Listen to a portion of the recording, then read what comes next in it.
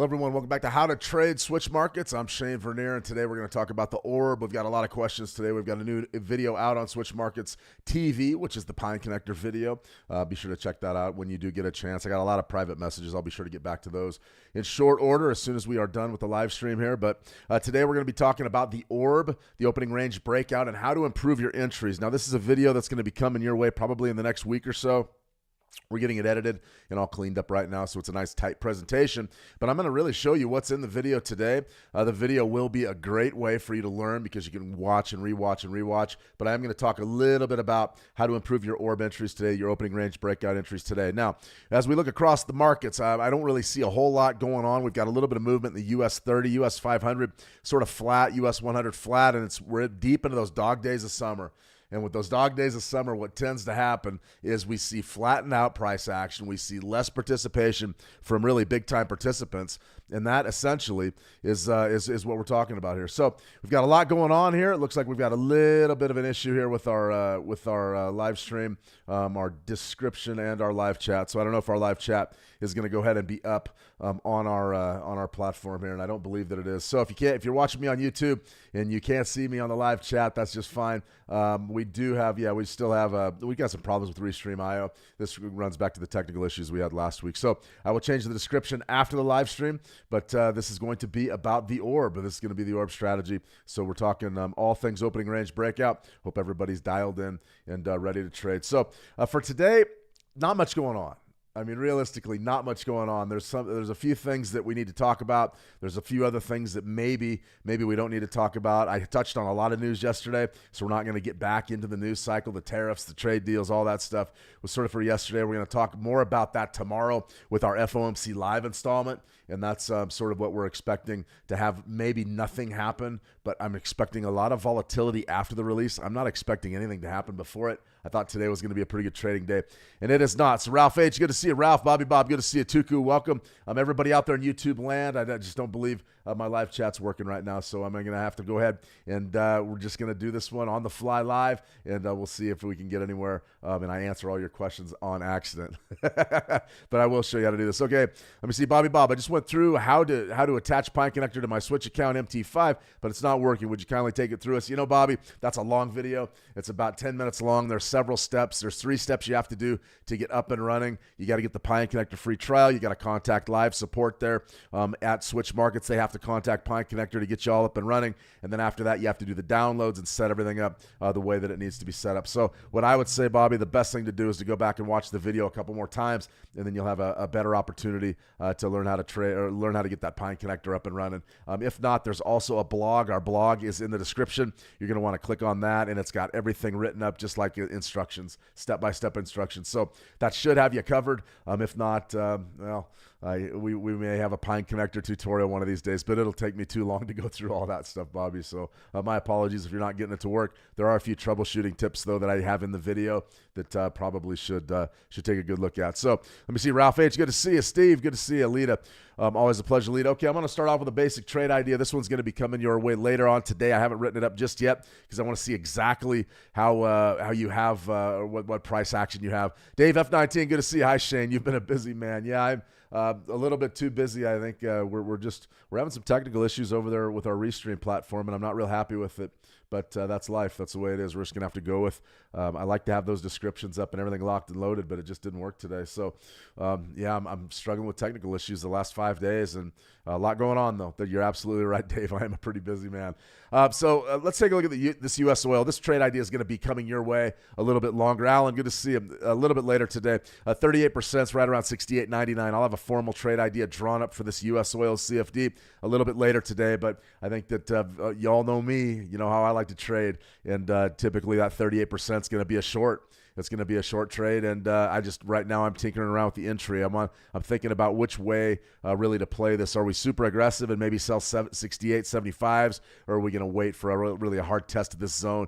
I have a lot of confidence that we're going to get a negative bounce. I mean, this is just a 2-day range. We've traded inside of June 23rd and 24th range in U.S. oil for all of these days. So when I'm taking a good look at this, my biggest thing that I want to look at is what? Market state number one, are we going to have a breakout trade, or in fact, are we going to have rotational market conditions? If we have rotation, it's going to be a perfect trade, and it's going to be really tough to beat. So I'm watching this one closely. Let me see. We got a taker out in YouTube. Gus, no 9, 12, 20 strategy. I'm starting swing trading, and the crossover works really well. Thank you, Gus. I'm glad you enjoy it. The swing trading with the 920 is beautiful. The daily chart, the 4-hour chart, those are really, really strong. Those are really, really strong trading strategies, especially if you're doing it on the right type of asset. 4-hour 920, 9 EMA, 20 EMA, 4-hour chart on the Forex. It's pretty darn good. It's pretty darn good. All right, guys, let's take a good look at your MT5 platform. I'm going to go ahead and open this up for just a second because I do want to remind you that even though we are going to do it for the U.S. oil CFD, WTI, we covered this yesterday, on your Switch Markets platform, WTI will be the CFD that you trade for, WTI crude oil.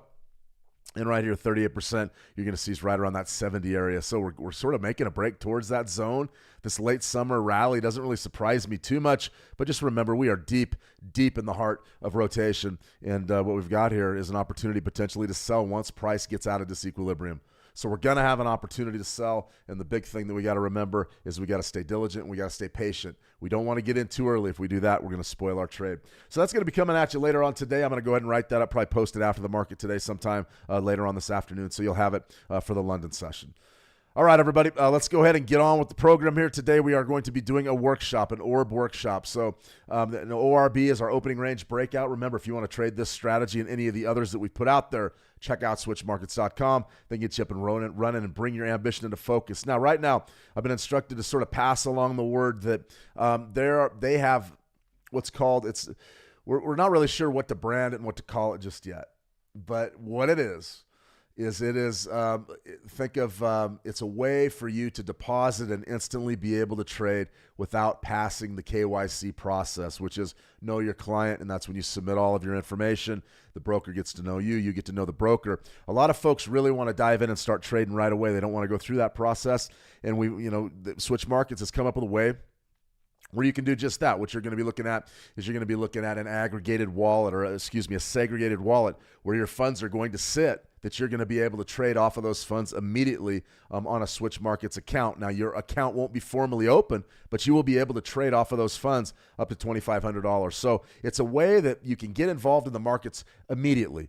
You won't have to do much of anything but deposit your funds. Your funds go into that segregated account, and it's sort of like an instant trading, same-day trading, whatever you want to call it, and you're up and running up to about $2,500, and that is what a lot of traders really want to do ahead of getting approved by the KYC.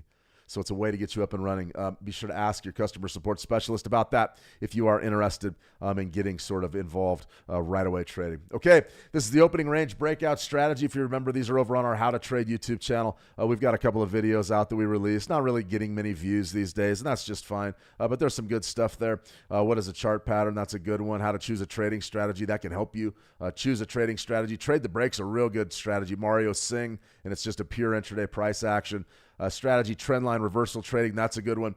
This is our Forex Orb video, which is fantastic. A lot of folks wanted a Forex Orb. We built one for you, and it's a pretty good one. It's got a pretty good strategy in there. This one's going to be your opening range breakout strategy in just under 10 minutes. So that video right there is what today's workshop is based on. It's going to be a pretty good workshop, I think. I think it's an opportunity for us to sort of kick the tires on the Orb. Today, what we're going to focus on is we're going to focus on the U.S. equities indices. And I'm going to sort of outline a couple of rules and ways that you can make your entries better, because we see markets that don't move in straight lines. The Orb is a breakout strategy. You're looking for the Orb to break and run. Well, that's not necessarily going to happen, especially in the summertime like we're seeing right now. So probably going to be looking at, we'll begin with the US 500, but we had a question from a trader earlier today that said, hey, listen, I'm short the US 500. I've got a profit target at XYZ down the queue. Does this trade have a chance of making it? And what I would say is we'll look at the Orb and we'll take a look at price action, and maybe we'll make it, maybe we won't. So that's what we'll look at here. All right, Joshua Chung, good to see you, Joshua. Gordon Williams, a pleasure, guys. Let's go ahead and get on with the program here. You can see trading the open and the close. What the opening range breakout strategy is, it's a way for you to trade right after a market open.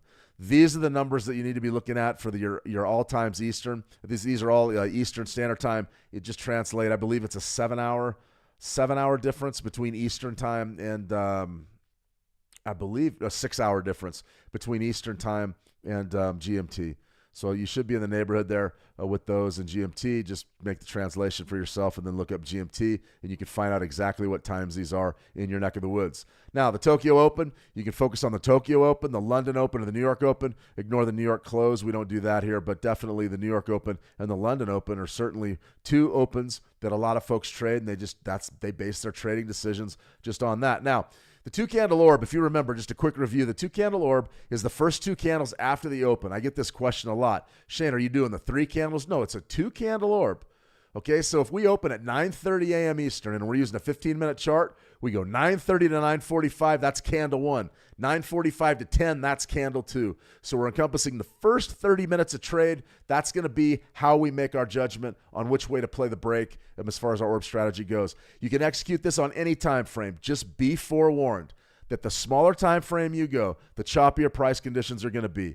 For me personally, if you came up to me and said, Shane, what would you be doing on the orb? 30-minute chart would be my basis. I would consider the 15 just because you get to knock your risk down so much. So the 15-minute orb is a pretty good one as well. I would focus on the 15 and 30. I don't think I would go any longer than that, at least trading U.S. equities indices or even your London equities indices, something like the FTSE, something like that. You can do that. If you're trading Forex, I would really recommend a 30-minute chart being as low as you go. Especially after an open. And remember, if you're going to do this on the Forex chart, what do you have to do to get your ducks in a row? After the Tokyo Open, you're going to look at your two bars. You're going to be trading what? Probably yen pairs, maybe the Nikkei. That's another good one there. London Open, probably pound pairs, maybe euro pairs, maybe things like the FTSE or the CAC 40, something like that, the German 30. New York Open, what are you looking at? You could probably be looking at the USD pairs, although you probably already could have been looking at those, but you could be looking at the US dollar. You could also be looking at those US equities indices. Those are the ones we're going to cover today because they give us the most movement. All right, you're playing a breakout to a key level. So remember, the first two candles are our opening range. Our breakout is the next candle that breaks out of that range. It could be any time of the day. It could be 5, 6, 7, 8 candles down the line. All right, it doesn't have to be the third candle. A lot of times that third candle trades inside of those first two candles. So remember that. That's absolutely huge. That's our trigger candle. That's what gets us into the market. Once we get a close above it, we're looking to buy. Below it, we're looking to sell. Easy peasy, guys. Easy peasy. And then right there, it's ideal for equities, commodities, and it also may be applied to Forex pairs. Okay, so when we talk about how to improve our entry, which is what this is all about, there's two ways that I cover in the video to do it. All right, number one is the 50% rule. I know some traders that are already using the 50% rule. That's great. The second is Fibonacci retracements. If you guys know me, you're probably sick and tired of Fibonacci retracements. They can really help you target and maintain great entries, flip risk reward in your favor, and be dynamic with your trading. That's what I want from all of you. I don't want you to show up with a cookie cutter system, slap it on the market, and go, how come I'm not making any money? All right? I don't want that.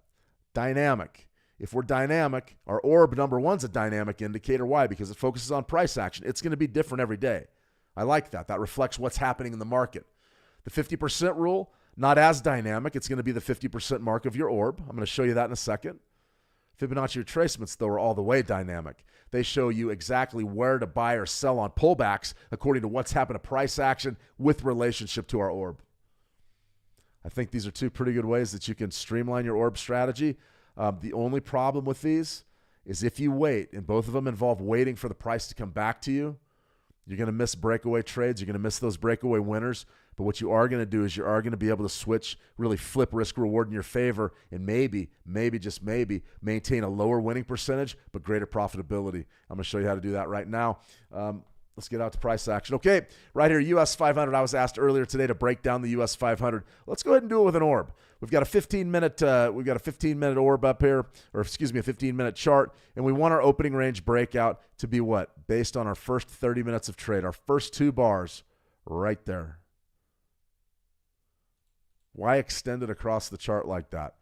Because in many cases, we're going to be looking for retracements back up into our ORB. I'm going to talk about that in a second. So, right there, opening bell, ding, ding. There's candle one, right there. Boom, right there. Second candle. Okay, that's big as well. What do you have going here? That's your range. There's your high, there's your low. That's the first 30 minutes of trade. That's your opening two bars. Okay, if you wanted to be a real stickler and say, okay, Shane, just show me the two bars, I'd say, okay, you can do that. I like to extend it across the chart. Why? That way I always know where my opening range is. Okay, number one. Where would we have entered this market on this trade? First bar close outside of the opening range. It's right there. It's close. It's close, but it still closes beneath the bottom of that opening range. That right there is going to give you the ability to go short. Right there, you're in the market. That's your trigger bar. That's your entry point. Where's your stop loss? Stop loss is right above the ORB. Not too shabby. What's your risk versus reward now? Got a couple of options with your profit targets. Number one, you could have shot for market structure. Maybe this liquidity grab down here that developed, that developed during the overnight, somewhere right in there.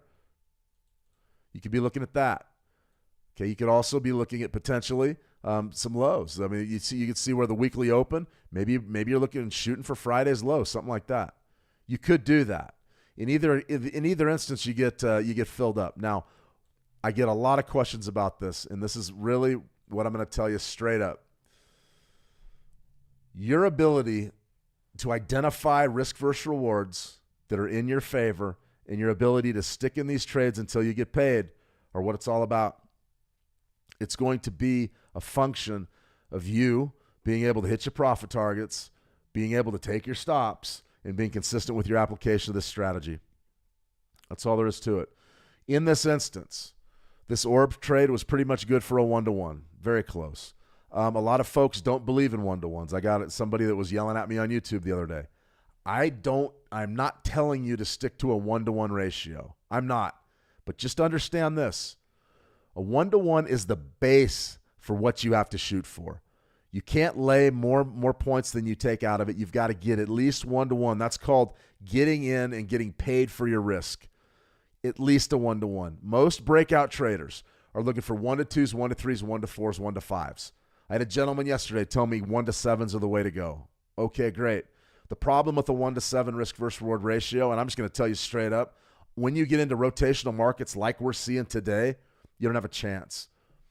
You'll hit them sometimes, but your ability to take consecutive losses going after 1-to-7, why stop at 1-to-7? Why not just go 1-to-10s, 10-to-1 moves? If you're going to do something like that, you might as well just trade on a news day. Trade like on NFP and wait for NFP to get a 5-minute range and then just try to play a break out of that. Because the 1-to-10s, they don't happen very often. Now, on an intraday basis, they're extremely rare. Swing traders, now that's different. Investors, that's different. You're going to be in the market for weeks, months, maybe years. I don't have a problem with that there. Intraday trading, very difficult to start hitting 7-to-1s. Now, you don't have to hit very many.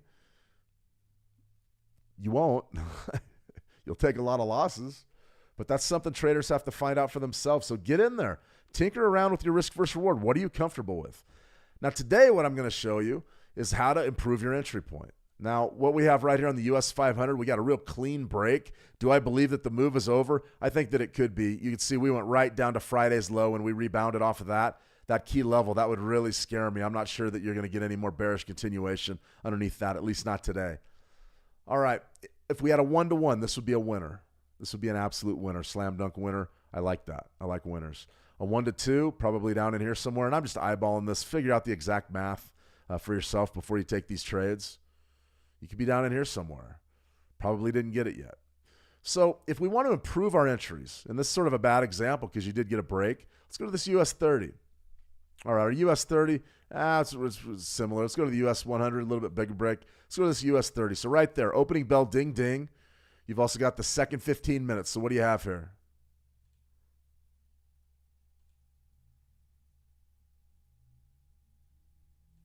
There's your range.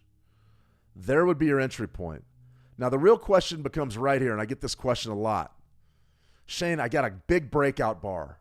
We broke out of our range. This would be our bar. By the book, that's going to be your short. That's going to be where you're going to go short in the market. All right. This bar is big.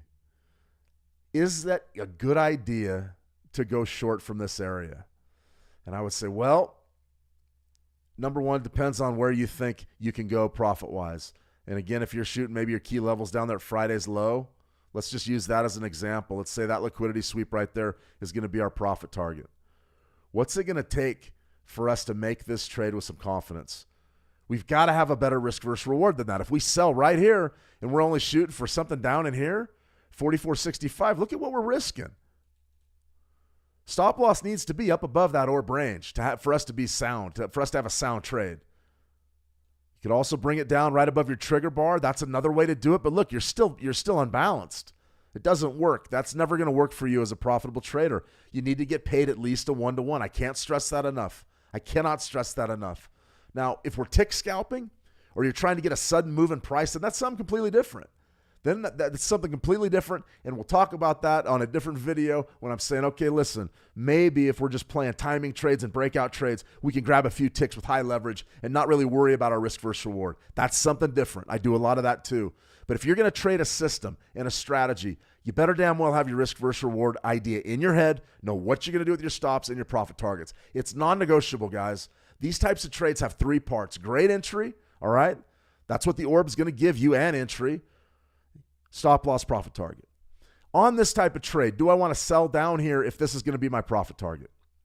No way. Now, you could always say, well, Shane, I'm just going to extend and see if we can get a bigger profit target maybe and a bigger break. That's fine. That's fine. You can do that. But just understand that this big move here, you're going to have to make this up. So the market's going to really have to trend in your favor for you to get paid. So let's put it back to where it was, right around Friday's low, a nice conservative profit target. If this is going to be your original entry, where else could we go short at? The market almost inevitably moves against these big moves, almost inevitably. This is called the 50% rule right here. 50% is going to be very simple. It's going to be 50% of your range. Now, you need to figure it out, not 450%, 50%. You're going to need to figure it out exactly. What would it be? Go from the high of your range to the low of your range. top of your orb to the bottom of your orb. What are you going to do? Find the 50% mark of that. And I'm just going to eyeball it. You guys can do the math on your own time. But right there, 50%.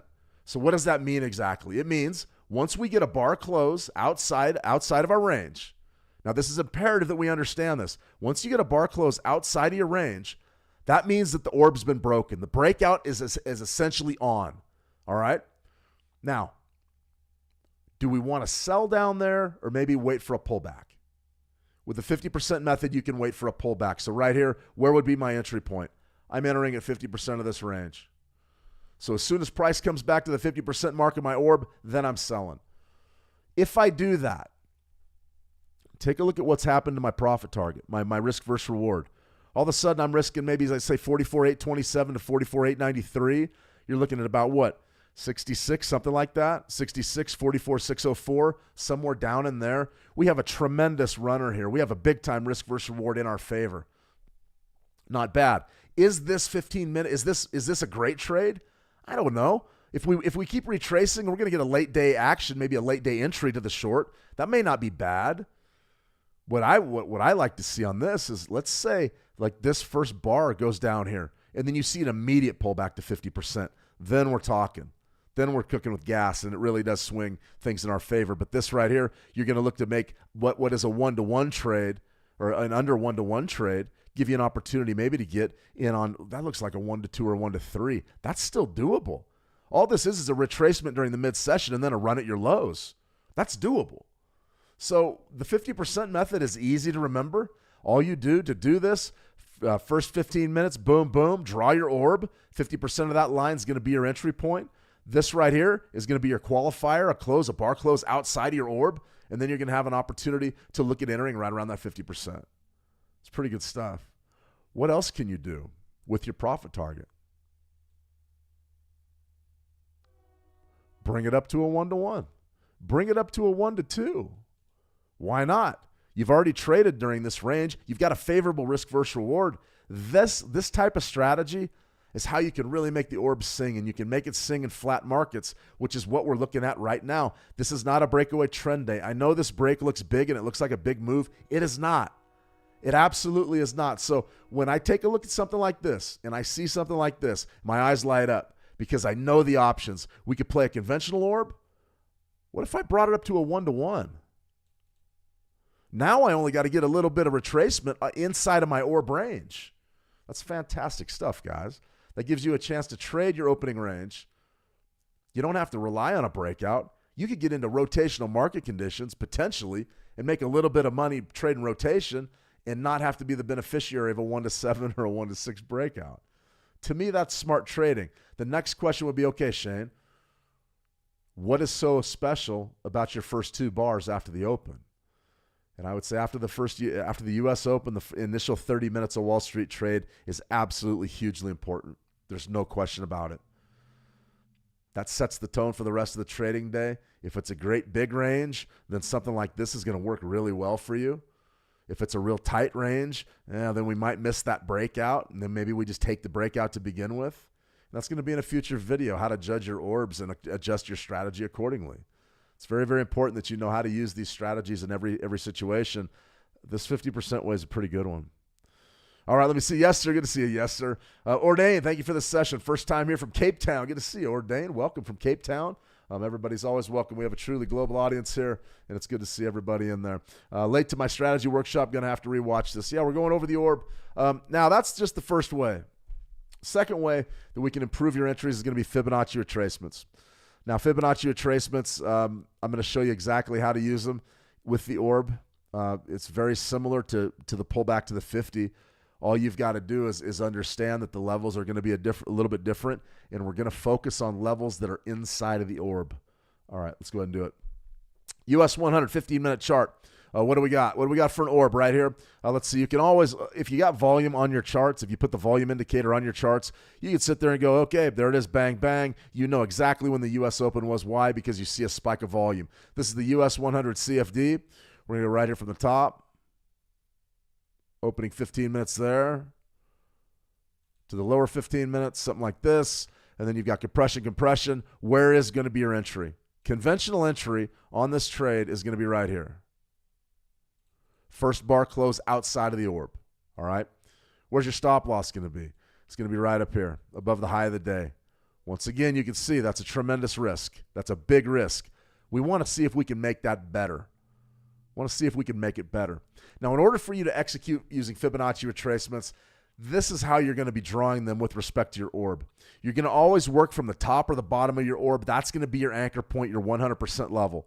All right, now your 0% level is going to be the bottom or the top of the move, of the aggregate breakout move. Why do we want to focus on that? Essentially, especially when you're dealing with the U.S. indices, you're talking about retracements on the U.S. range. So this is the opening of the New York session, and you've seen this trade just develop through the entire thing. Okay, that's great. My Fibonacci's, I want to take a look at the range. Spike high, spike low. Top of the New York session to the bottom of the New York session. That's what we're focusing on. That's what we want. Now, the first thing everybody would say, okay, Shane, you love 38%. Should I step up and sell 38%? No. Not if we're going to incorporate this with our orb strategy. Now, you can see our original entry point is right there. It's right around the 50%. Which entries am I going to be focused on? 62%, which is a pullback back up into our orb, and 78%. Why? Because those Fibonacci retracement levels are inside of our opening range breakout. So right here, it's the same basic premise as what we just went over with the 50%, only we're targeting Fibonacci retracement levels inside of our orb. 50%? No, it's outside of the orb. I want to go inside of the orb. So if we pull back right there to 62%, you're going to look to maybe adjust your Fibonacci's, and let's just say you want to make a run at that low again. Now we're starting to now we're in business. Now we understand, okay, now I'm not risking as much. Now I'm not risking as much, and I'm getting paid a pretty good reward. Not bad. Not bad at all. Let's take a look at the US 30, see if we can build one out. Now that we already did the US 30, let's do the US 500. US 500 is going to be real similar to what we just saw. What would we be? Top of the orb, down to the bottom of the trading day. That's the New York session. Now, it could be the London session if you're trading the London session. Could be the Japanese session, whatever. The bottom line is you're looking for a big move. This works really well during the U.S. session for the indices. And then right here, 62%, is that going to be in play? Nope. It's beneath the orb. We're not interested. But Shane, I want to trade it. No, they pay us to wait. They don't pay us to trade. We want our entries. So if in this case we got to pull back to 78%, the door is open for you to adjust your risk versus reward any way you want it. A 1-to-1 is just right there. 1-to-2 is just right down there. If you want to make a run at the low of the day, right there. Now, given our setup today, these examples that I'm showing you today, this setup is going to be for late in the day. It doesn't always have to be that way. You could easily get an opening 2-bar and then maybe a big bearish close down here and then a pullback up into your range in the next 15 minutes, and then you could have a true day trade on your hand. That's fun. Then you have a chance really to take a position and get in on those 1-to-3s, 1-to-4s, and 1-to-5s. I'll believe that. I'll buy that. And the reason why I'll buy it is because our risk isn't that big. You can see we just have cut the distance down. Now, a word of caution before we move on. Trading is about giving something away today to get something back tomorrow. When you trade, you're giving away your money today to try to get back more money tomorrow or later in the day. Whatever. All right? That's trading. I don't care what strategy you use. It always has a soft spot. You're always vulnerable in a specific way. With the crossover strategies that a lot of folks really like and have had some success with, the 920, all right, the 5813. Those crossover strategies are pretty darn good when the market's moving.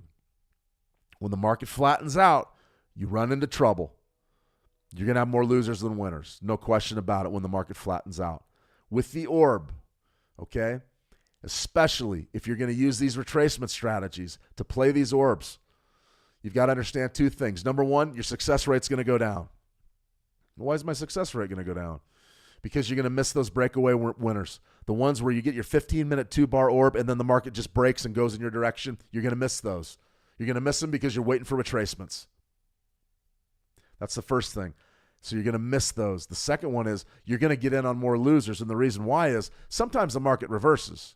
I mean, hey, listen, if the right news item hits us late in the day here, this market could easily just close on the high. Our retracement level won't mean jack squat, and we'll get stopped out.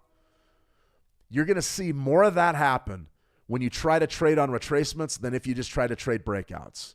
However, on the good part, you're going to switch risk versus reward in your favor in a big way, and you're going to cut your initial risk down in a big way.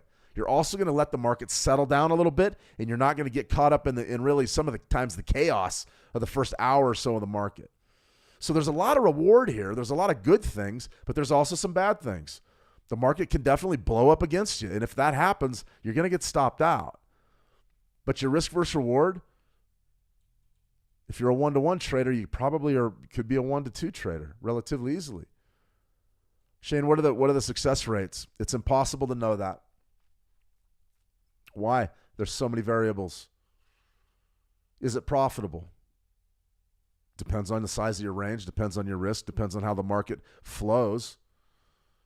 Do you think 50% of your orb is going to be profitable for you? Depends on your profit target. If you're a 50% trader and you're trying to hit these down here, you're not going to hit very many of them. What if you do this, though? What if you do bring it right back up and you're shooting for 1-to-1 trades from inside of the orb? Your winning percentage is going to be high. It's going to be high or higher than a 1-to-2 or a 1-to-3. So the sweet spot, I guess what I'm saying is the sweet spot's going to be in here somewhere. And that's why the back-tested results, I get that question a lot. Shane, what are the success results? What are the back-tested results? I am telling you, as someone who has done back-testing for a living, I find more problems with the back-testing studies that I've built than the value that they've brought me. I don't see any value in those big long back-tested studies now. Now we're moving into an era of AI where you're going to be able to sort huge amounts of market data, and you're going to be able really to see exactly what's happened over the course of history, and you're going to have a pretty good idea of what to expect on these trades over the long term, and that's great. And we're getting there. We're getting into that type of environment where the sky really is the limit for back testing. But I will tell you for a fact, the only thing that back testing ever did was it built me some wrinkles from squinting and doing hand-tested stuff all day long, but it also confused us. I remember as a trading group, 7V Bar, we did the back testing. We bought the data. We bought the CQG data, the databases, the tick data, all of it. We went through. We hired a programmer. We tried to sort it out, sorting out bad ticks, trying to get unique entries. We did it all, and we finally built this profitability matrix, which was completely garbage. It didn't work. Now, I'm not saying back testing is not valuable. It can be valuable. It will give you confidence to stay in trades when you need to stay in and get out when you don't need to be in there. That's great. But if you're going to back test, probably the most important thing you need to do is you need to figure out your entry points, your exit points, make sure that they're static, and back test for a given risk versus reward ratio. Don't just try to eyeball one trade and say, okay, well, it's an 80% winner at 1-to-1 or 100% winner at 1-to-2 or a 90% winner at 1-to-4. It gets too confusing, and quite frankly, we didn't have much luck automating those things. That's called optimization. A lot of folks believe that it's worth its weight in gold. It's not. I can tell you all that optimizing a strategy tells you to do is how to trade yesterday perfectly. Believe me, I watched the money fly out the window trying to trade optimized results. That being said, if you wanted to back test this orb and just get a general idea of what you're looking at, go through and start isolating orbs, opening ranges, take a look at how the market's moving. Take a look at the breakouts. Take a look at the retracements. Try to get some tendencies. You could probably just go back for 3 days.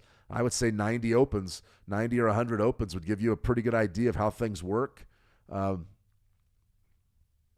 what I would say. But anytime you're maximizing your entries, you're getting the most out of your money. You're buying things or selling things at discounts, and that's fantastic. That's what we want to do, and it can really help you. That can really help you. Let me see, Alan, the fib levels are eye-opening. Yeah, I like them, Alan. I like them. I think that you could probably make a little bit of money doing that. I'm looking into it. I think that there's a million videos on YouTube about the orb. I don't like any of them really, but that's okay. Go out and check out a lot of other methods, guys. There's a lot of methods out there. Be sure to check them out. Let's see. I got way behind on the live chat, guys. Let me see. Ariang, sir. I am Ariang Panda from Mumbai, India. Your channel is great. A person like me really learns a lot from you. Thank you, Ariang. I'm terrible with the names. Anurang. Anurang. I really appreciate that. Thank you. We're here to try to help, and it's a lot of fun working with you guys, too. It's nice to be able to talk to traders. You are requested to make a detailed video on the practical uses of Fibonacci levels and how to draw them, et cetera, et cetera. You know, that's something I'm probably going to circle back around to. I've made some inside of our How to Trade trading room that you can check out. There's the Fibonacci Counterpunch series. Feel free to check that out. I made that a few years back. But you're right. I think we do need a new video on Fibonacci retracements that may be coming out in the offing here relatively soon. Let me see. John, what should I buy as a beginner? I'm really confused. I'm not really sure. What should you trade as a beginner, or what should you buy? If you were going to buy anything, and I got this question too.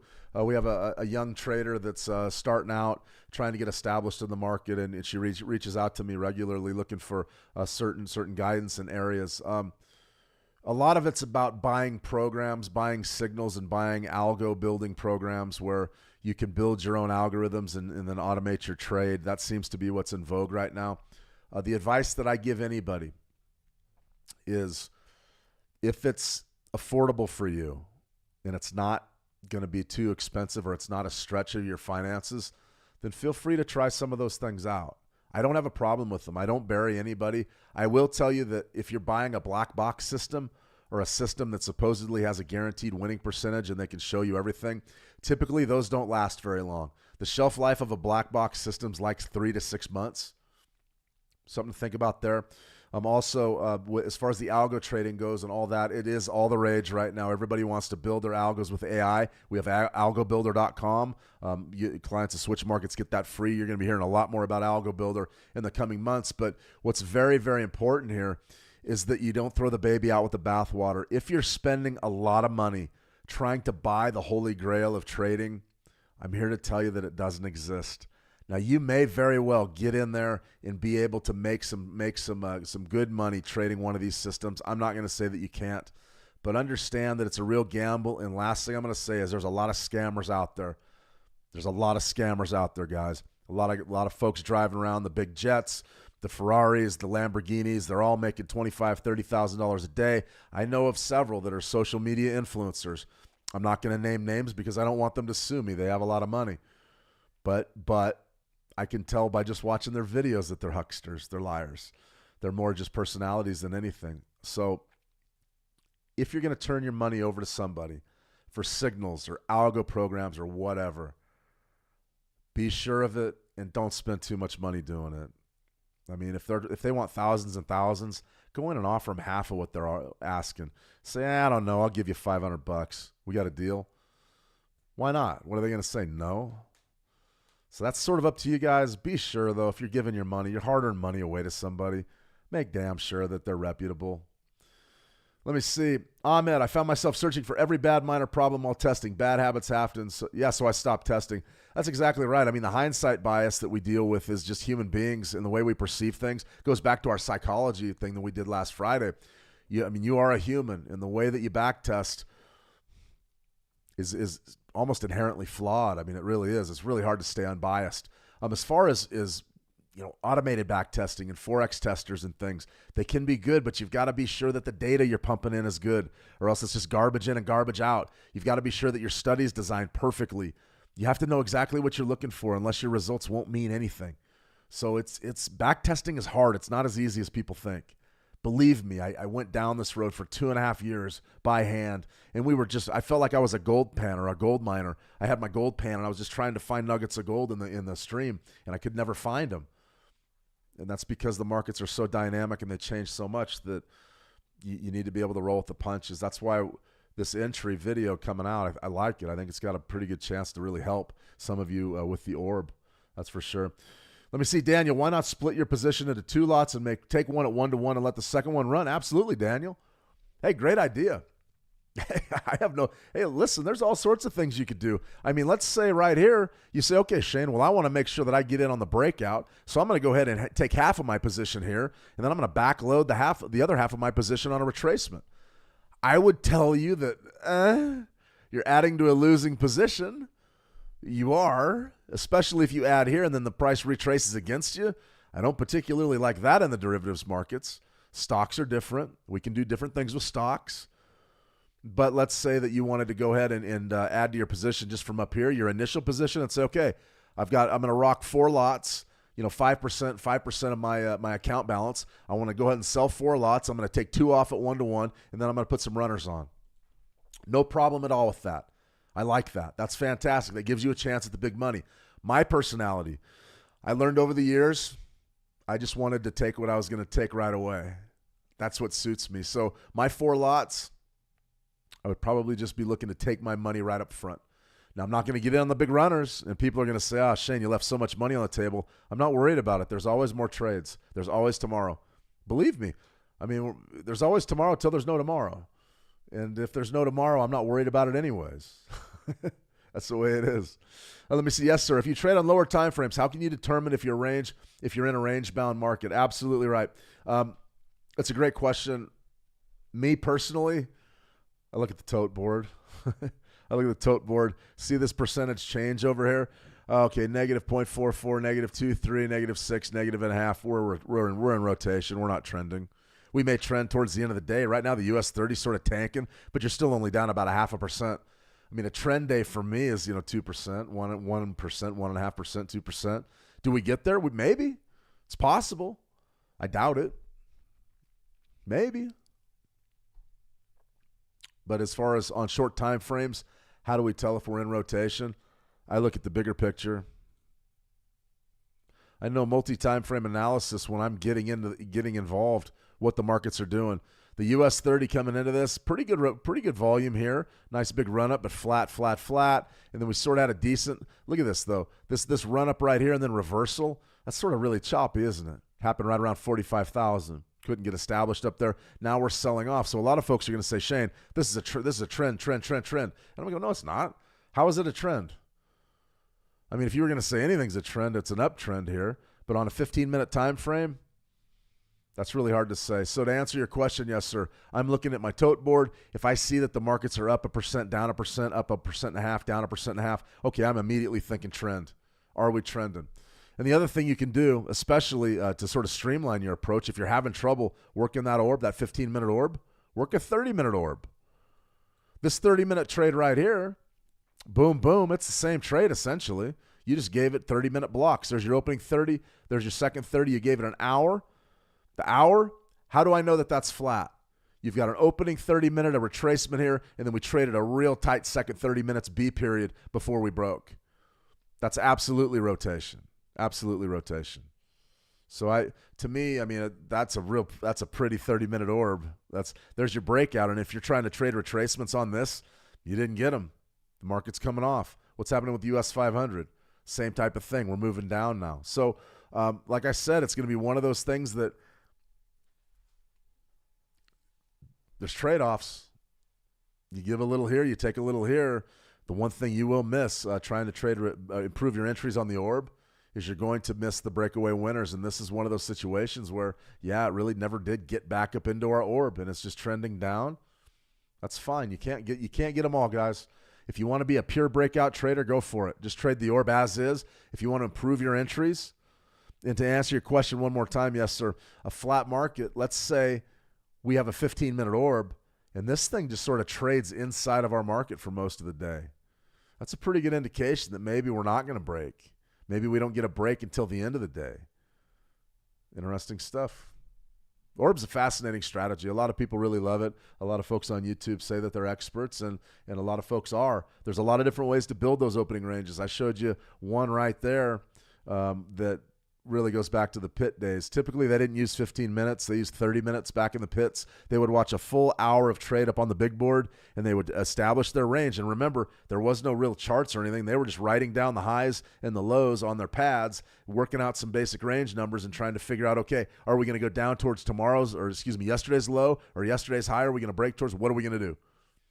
And then they would judge the sentiment in the pit. They would judge the buzz. They would see who's buying and who's selling. They'd be watching what the institutions are doing. We can't do really any of that. But what we can do is be technically sound, understand our news cycle, understand our key events, and then we have a chance to trade. So there's a lot going on here, guys. I like the orb. I think it's a fantastic strategy, and that's one way that you can, or two ways that you can improve your entries. Hey, Sahil, good to see you. Hey, buddy. Good to see you. All right, guys. I'm going to go ahead and sign off here. Okay, I got one more question from Alan, then I'm going to sign off. Shane, what's your opinion of the dollar franc daily chart at the minute. 13 EMA. All right, let's go ahead and run it. Dollar franc. We're getting toward a kill zone. So there's the daily chart right there.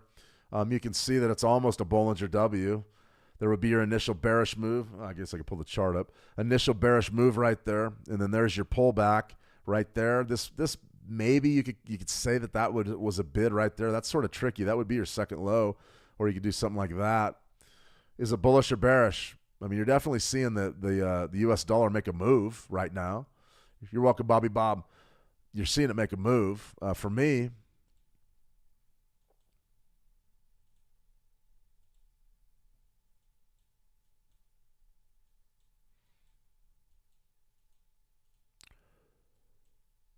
spike high, spike low, pullback. 81's going to be big for the franc. 81's a big deal. I would be watching that relatively closely. If I was trading this dollar franc, that's going to be pretty good resistance up there, about 81-ish. As far as the daily time frame, you probably could be a little bit bullish here if you wanted to buy pullbacks. Just keep your profit targets under control. You know, you realize that more than likely this market has a lid on it at 81. Now, going into the Fed meeting, we really don't know, so you got to be careful there too. But this 4-hour chart, let's see your low there, 25, something like that. I mean, that's sort of your spike low. I would much rather be working on this wave here, something like that. 82 and a quarter, or excuse me, 80 and a quarter is probably a pretty good buy, I would say, somewhere right in there.